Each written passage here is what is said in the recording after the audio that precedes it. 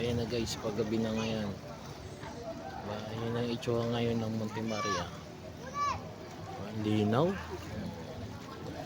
Diba guys? Ang linaw ng view.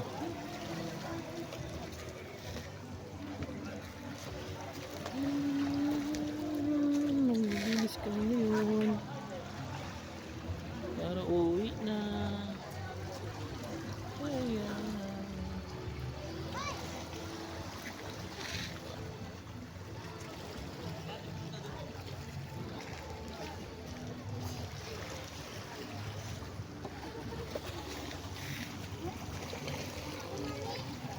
Mapapasana all ka na lang talaga sa ganda ng Monte Maria.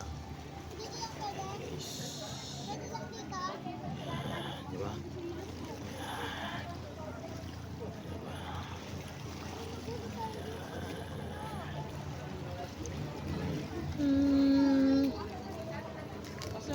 Oh, na kami.